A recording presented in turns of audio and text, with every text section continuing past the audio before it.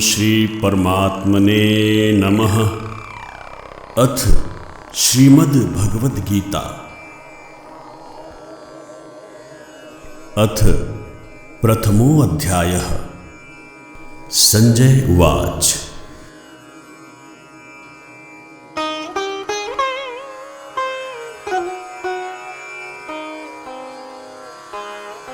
अत्र शूरा महेश्वासा भीमार्जुन समायुधि युयुधानो विराटश्च द्रुपदश्च महारथः।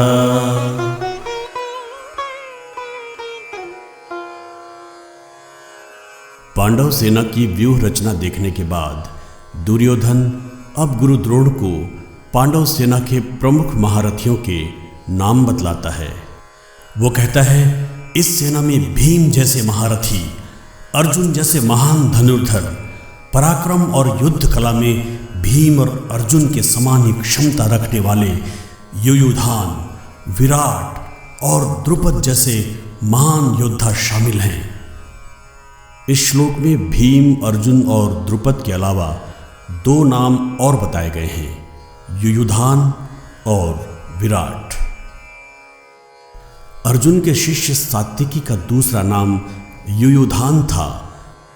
अर्जुन के द्वारिका प्रवास के दौरान उनकी मुलाकात युयुधान यानी सात्यकी से हुई थी। वह यादवों के एक सरदार सात्यक का पुत्र था, इसी से उसका नाम सात्यकी पड़ा। वह एक श्रेष्ठ यादव योद्धा था और बचपन से ही भगवान कृष्ण का अनुगामी था। जब उसे इस बात का पता चला कि अर्जुन काफी दिनों तक द्वारिका में ही रहेंगे, तो उसने अर्जुन से प्रार्थना की कि मुझे धनुर्विद्या की शिक्षा दीजिए। अर्जुन ने उसको सुपात्र जानकर धनुर्विद्या की शिक्षा दी और दिव्यास्त्रों को छोड़कर अपना लगभग सारा ज्ञान उसे दे दिया। इससे सात्यकी अत्यंत श्रेष्ठ धनुर्धर बन गया। महाभारत युद्ध के दौरान जब कृष्ण को यादवों की सेना दुर्योधन के पक्ष में लड़ने के लिए भेजनी पड़ी, तो उस समय सात्यकी उस सेना का एक प्रमुख सेनापति था।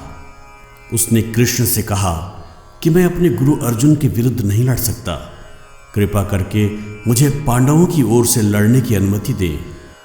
इस पर श्री कृष्ण ने उसको स्वतंत्र कर दिया और वह महाभारत के युद्ध में पांडवों की ओर से लड़ा।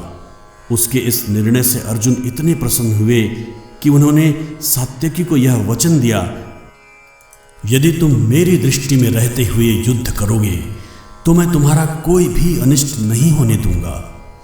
भगवान कृष्ण सात्यकी की योग्यता और निष्ठा पर अत्यंत विश्वास करते थे। जब वे पांडवों के शांति दूत बनकर हस्तिनापुर गए, तो अपने साथ जिस एकमात्र व्यक्ति को वो लेकर गए थे, वो सात्यकी ही था। कौरवों के सभा कक्ष में प्रवेश करने से पहले भगवान कृष्ण ने सात्यकी से कहा, वैसे तो मैं अपनी रक्षा करने में पूर्ण रूप से समर्थ हूँ, लेकिन यदि कोई बात हो जाए और मैं बंदी भी बना लिया जाऊं, तो हमारी सेना दुर्योधन की सहायता के वचन से मुक्त हो जाएगी और ऐसी स्थिति में तुम उस सेना के सेनापति रहोगे और उसका कोई भी उपयोग करने के लिए पूर्ण रूप से स्वतंत्र होगे। सात्यकी बहुत समझदार था। वो समझ गया कि कृष्ण क्या कहना चाहते हैं, इसलिए वह पूर्ण सावधान होकर पूरे समय सभा कक्ष के दरवाजे के बाहर ही डटा रहा। अर्जुन ने सात्यकी को उसके प्राणों की रक्षा करने का वचन दिया था। एक दिन सात्यकी कौरव पक्ष के एक योद्धा भूरिश्रवा के साथ द्वंद्व युद्ध में उलझ गया। दोनों ही श्रेष्ठ योद्धा थे। पहले उनमें धनुर्युद्ध हुआ, फिर गदा युद्ध हुआ और अंत में तलवार युद्ध हुआ। लड़ते लड़ते अचानक सात्यकी के हाथ की तलवार छूट गई। भूरिश्रवा ने उसको तलवार उठाने तक का मौका नहीं दिया और उसके बालों को पकड़कर उसका सिर काटने ही वाला था कि कुछ दूर खड़े अर्जुन ने शीघ्रता से एक बाण इस प्रकार छोड़ा कि भूरिश्रवा का तलवार वाला हाथ कोहनी के पास से कट कर गिर गया। इस प्रकार सात्यकी के प्राणों की रक्षा हुई। महाभारत के युद्ध में अंत तक लड़ते हुए जीवित बचने वाले चंद लोगों में से एक सात्यकी भी था। विराट मत्स्य देश के राजा थे। पांडवों ने अज्ञातवास के दौरान इन्हीं के राज्य में शरण ली थी। विराट की पुत्री का नाम था उत्तरा। उत्तरा का विवाह अर्जुन के पुत्र अभिमन्यु के साथ हुआ था।